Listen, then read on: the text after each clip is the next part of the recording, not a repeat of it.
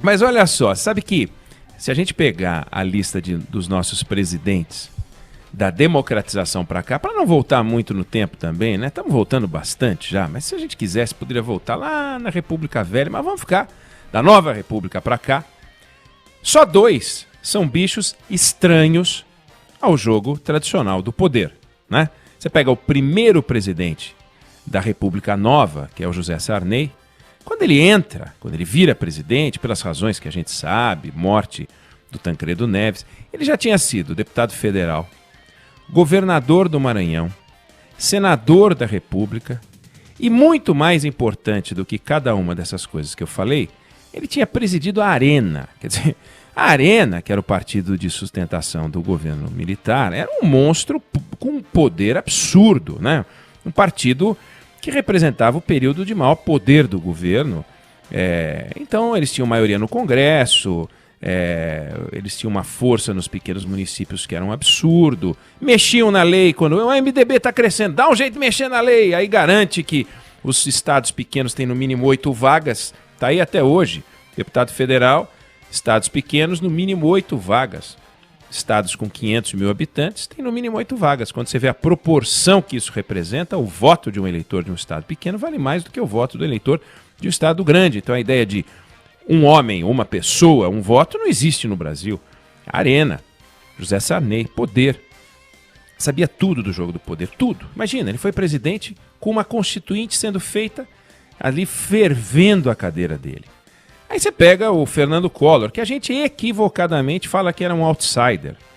Muita gente, né, fala, ele era um outsider, o Bolsonaro é igual ao Collor, porque vem é um outsider. Outsider não, ele era filho e neto de político. O avô dele foi ministro do Getúlio Vargas. Tinha sido deputado federal, prefeito, governador de Alagoas, isso antes de ser candidato a presidente. O Itamar Franco, que o sucedeu, era o vice do Fernando Collor, estava na vida pública desde os anos 50. Tinha sido prefeito de Juiz de Fora 2 vezes, senador pelo estado de Minas Gerais 2 vezes, vice-líder do MDB. É um sujeito experiente. Fernando Henrique, que foi ministro da Fazenda do Itamar Franco, fez o Plano Real, se tornou presidente da República, era uma estrela da academia, amigo de tudo que é empresário, e tinha sido senador da República. No governo Sarney, ele foi líder do governo e do PMDB no Senado. A gente pega o Lula. O Lula foi só deputado federal. Verdade, foi só deputado federal. Mas foi candidato a presidente em 89, em 94, em 98. Foi ganhar a eleição em 2002. Não vamos falar depois, porque nós estamos falando na chegada. Depois ganhou de novo e elegeu a outra e tal. Bom, enfim. Vamos saltar a Dilma de propósito, porque ela é uma das 2 figuras que formam o bicho estranho, né, do jogo do poder. Tem o Michel Temer. Foi procurador-geral de São Paulo, foi secretário da Segurança Pública do Estado de São Paulo, foi deputado federal constituinte, deputado federal 3 vezes presidente da Câmara dos Deputados. Isso aí dá nó em pingo d'água. Se dá um pingo d'água para ele, ele faz um cadastro de sapato. Michel Temer. Né? Pulei a Dilma, porque a Dilma não tem experiência política nenhuma, né? Não tinha quando chegou. Ela tinha ocupado cargos técnicos, foi secretária municipal da Fazenda de Porto Alegre, foi secretária estadual de Minas e Energia também, né, e aí do Rio Grande do Sul. Aí o Lula bota a Dilma com Minas e Energia, depois Gabinete Civil, Casa Civil, e aí inventou que ela era mãe do PAC, gerentona, e vendeu ali uma figura que não existe, mas o fato é que ela não tinha experiência política, da negociação, do jogo e tal. E o presidente Bolsonaro. O presidente Bolsonaro era um deputado do baixo clero.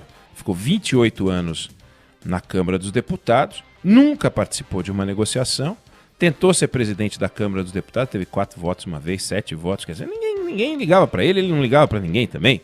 Não tinha um papel de liderança nos partidos políticos.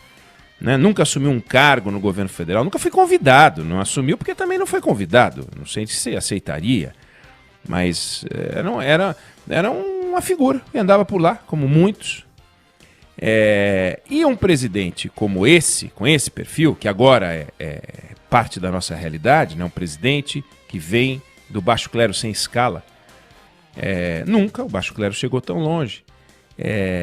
Isso explica, em parte, o governo que ele montou, as pessoas que ele escolheu, vamos falar um pouco disso, mas eu estou falando e chamando a atenção para o fato dele ter sido baixo clero, porque o personagem do baixo clero, que tinha ido mais longe até a chegada de Jair Bolsonaro à presidência da República, morreu hoje, o Severino Cavalcanti, que foi presidente da Câmara dos Deputados.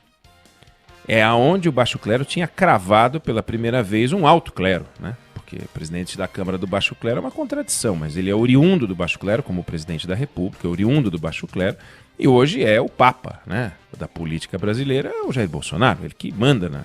É o número 1. Brasília é um presidente cercado de coisas em volta, né? O presidencialismo brasileiro é muito forte. E o Severino Cavalcanti virou presidente da Câmara dos Deputados em 2005. Acabou renunciando, porque se meteu num rolo de propina. Ele cobrava R$10 mil por mês do sujeito que vendia comida. Isso é um esquema de corrupção podre. O Severino tinha sido deputado estadual no estado dele, Pernambuco, várias vezes. E foi 3 vezes deputado federal na Câmara dos Deputados. E aí se tornou presidente da Câmara. A vitória do Severino foi uma resposta da, entre aspas, sociedade política, né? Sociedade, porque não dá para chamar de sociedade é o conjunto, né, do Brasil e tal, mas enfim, a pressão do governo federal, que na época era do Lula, que parecia um trator, com aquele rolo de mensalão, estava comendo solto. Então a montagem do jogo do poder comia solto, a Câmara dos Deputados reagiu e disse, não vai ganhar o candidato do governo, não. Não vai ganhar o senhor Luiz Eduardo Greenhalgh de jeito nenhum. E foi uma vitória esmagadora. Ele teve 300 votos e o candidato do governo não teve 200. Parece quase lá 100, né? 100. Não é 100, não. Isso é um massacre no jogo do poder. Tanto que quando o ministro da Articulação Política, Aldo Rebelo, na época, pega e liga para o presidente Lula, que estava no Suriname, para dizer, olha, presidente, aconteceu o negócio, saiu o resultado. E aí que o Greenhalgh tomou um pau. É o Severino, é o presidente. Como assim? O Severino ganhou, Severino. Não tinha como ser a coisa mais humilhante para o governo imaginar. E é parecido, sim, com a vitória do Bolsonaro, porque o Bolsonaro deu um pau em todas as figuras da política tradicional. O Severino venceu o Greenhalgh e o Bolsonaro desmande todos, e mandaram todos os caras para lá. Tanto que achava que ele ia perder. Era assim, primeiro ele não ia chegar no segundo turno, depois qualquer um que fosse para o segundo turno com ele ia ser o novo presidente da República. Resultado, foram ficando todos pelo caminho. O Alckmin ficou do tamanho da Marina Silva. A Marina Silva encolhia a ecologia. Enfim, um desastre. Aí, com a chegada do Severino ao comando da Câmara dos Deputados, começaram a chegar ao comando da Câmara dos Deputados figuras novas, desconhecidas. E hábitos desconhecidos. Figuras novas que eram do baixo clero começaram a aparecer e de tudo que é lado começava a surgir gente que ninguém conhecia. Foi um negócio muito estranho, que é muito parecido com o que a gente está vivendo hoje, né? Tem um episódio engraçado porque o Severino estava querendo emplacar um afilhado dele no governo e ele falando com a Dilma, que era Minas e Energia, do Lula, e ele falou, o presidente Lula me ofereceu aquela diretoria que fura poço e acha petróleo, que é que eu quero. Eu quero a diretoria que fura poço. Virou um clássico, virou a coisa, o sinônimo de Severino arrumar um cargo. Ele foi a um almoço com um grupo de empresários e tal, e perguntaram para ele qual o seu projeto, né, para o país, para o senhor ajudar, né, a transformar. Imagina, Rodrigo Maia, né, toda hora dá uma entrevista, qual o seu programa, o seu projeto, o que o senhor tem como prioridade? Ele falou, meu primeiro projeto é me reeleger, né? Era fantástico, ele não tinha nenhum escrúpulo. E ele ficou 200 e poucos dias na Câmara dos Deputados, na presidência, acabou renunciando, que ele tomava dinheiro do cara que explorava as lanchonetes, um negócio nojento, acabou renunciando, dizendo que ia voltar, que o povo vai absorver, aquele discurso bobo e tal. Mas o fato é que ele caiu E com ele, o baixo clero perdeu um personagem que era só folclórico. Era só folclórico. Ali o Severino ficou no folclore. Mas, toda vez que você coloca um baixo clero, se o baixo clero não se cerca de altos cleros nas suas funções chaves, você tem uma curva de aprendizado muito alta, muito custosa, que é o que está acontecendo. Então você chegou o presidente do baixo clero do jogo, a sociedade quis isso, aí sim, a sociedade quis isso. Não foi também foi uma resposta da sociedade, mas não foi uma vingança, como a gente pode dizer que os deputados prepararam para o governo Lula. Você quer ser rolo compressor? Tome, Severino. A sociedade disse, não, nós não queremos mais. Esses caras quem são? Todos esses caras. Eu não quero saber, eu não quero. Então eu quero o Bolsonaro. Por quê? Porque eu quero o Bolsonaro. E aí o Bolsonaro chegou. Só que o Bolsonaro chegou e ele montou o governo dele usando uma lógica de, já que me deram as costas o tempo todo, também vou dar as costas a essa gente. E aí temos a curva de aprendizado. Tem coisas boas que ele colocou no ministério dele, como o ministro Tarcísio Gomes de Freitas, na infraestrutura. Toda hora a gente fala destes aqui. Tereza Cristina, no agronegócio, né? O Paulo Guedes, que fala mais do que faz, mas que, enfim, é uma referência. O Rogério Marinho, no desenvolvimento regional, uma boa figura, importante, sabe do que está fazendo, mas é um governo que está a fim de experimentar. Então é um governo que coloca um astronauta na ciência, que promete, a Carla Bigato lembrou ontem, promete um remédio que não aparece, né? E tudo bem, o cara tá lá na ciência. Pega um sujeito que a gente não sabe de onde saiu e bota como ministro das Relações Exteriores. Eu vou falar ministro das Relações Exteriores porque o Felipe Bueno fica irritado quando eu falo chanceler, que entende que eu acabo ofendendo, né? Eu acho que eu ofendo o cargo, mas quem ofende o cargo é ele, né? Ele ofende o cargo, eu não. É que o nome é esse mesmo, mas tudo bem. Vamos falar ministro das Relações Exteriores, que é coisa pra caramba, é quase um chanceler, né? Felipe Bueno. Desculpa.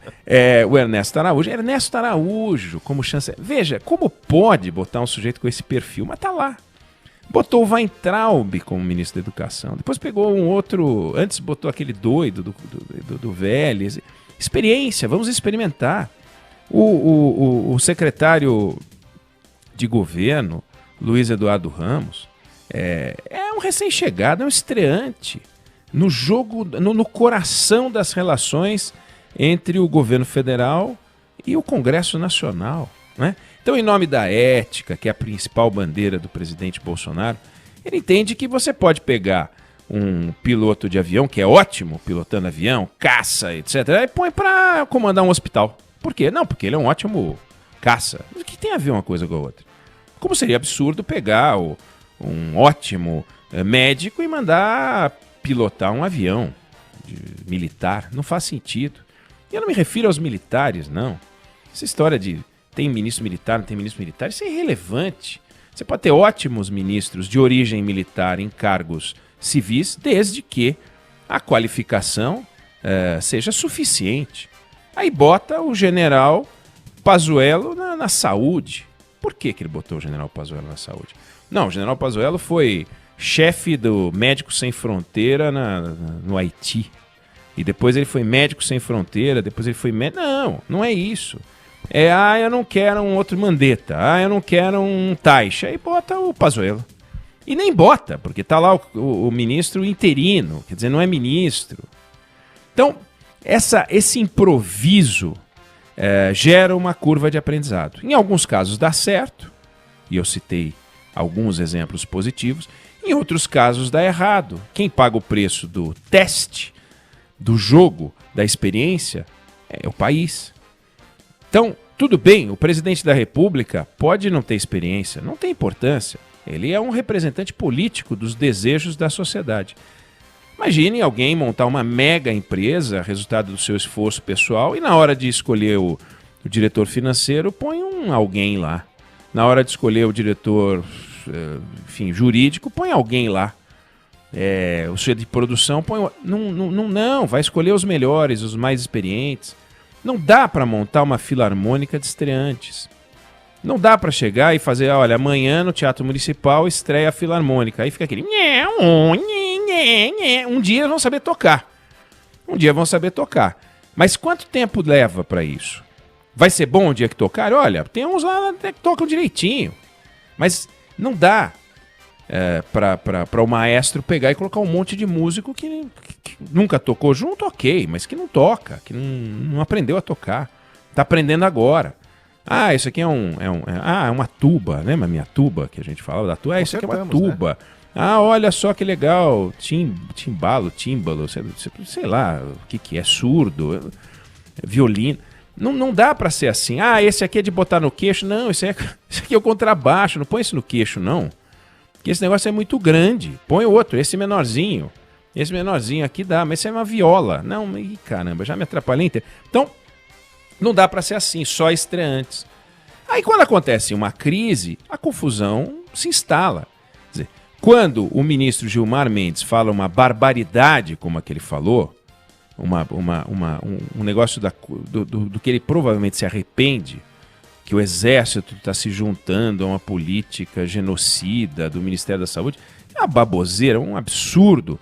Nem o Ministério da Saúde está patrocinando uma política genocida, nem o Exército Brasileiro, nem os militares estão patrocinando política genocida de qualquer tipo. Agora, aí vem o Ministério da Defesa e que entra com uma representação na Procuradoria-Geral da República contra o Gilmar Mendes, usando a Lei de Segurança Nacional. Aí vem a coisa da estreia, entendeu? A coisa do improviso. Não dá. Nessa hora tem o presidente da República pegar o telefone e falar, tira isso, para com isso. Então, eu estou citando o Severino. Com o Severino não deu certo. Foi um desastre. Foi um horror. E ele caiu porque roubou, caiu porque renunciou. Foi bom para o Brasil que ele tivesse caído mesmo. Talvez tenha sido bom para o Brasil também que ele tivesse sido eleito para dar uma enquadrada no governo Lula, que estava muito folgado, achando que mandava em tudo e podia comprar todo mundo, mensalão e o diabo. Não dá. Agora aqui, a experiência está mostrando, e o presidente tem mostrado com as suas atitudes aqui e ali, que ele está aprendendo que não dá para chegar todo destemido, tudo eu posso, tudo eu quero e tudo eu tenho. Não tem, vai perder. Tem que se acomodar. Foi bom, nessa crise ele não falou. Ele não chegou e dar uma paulada na cabeça do Gilmar Mendes, ele ficou quieto. Porque está de Covid, descansando ou não importa. Mas orientou o Pazuello a ligar pro ministro Gilmar Mendes, boa decisão, sábia decisão. Mas sabe, esse processo para cima do Gilmar Mendes não tem sentido. Já o preço, o Gilmar Mendes já pagou, que foi a exposição que ele teve com uma frase absolutamente infeliz, irresponsável, indevida, imprópria, para alguém inteligente e especial como ele é, dos mais preparados ministros do Supremo Tribunal Federal. Sabe profundamente, está no patamar superior e vem se expor numa discussão como essa. Mas fica o exemplo. Morreu Severino, morreu um personagem do baixo clero, levou com ele uma história que a gente não pode desconhecer e deixa um grande ensinamento. Não há lugar no jogo do poder para um improviso. O improviso cobra um preço alto do governante e do país que ele representa.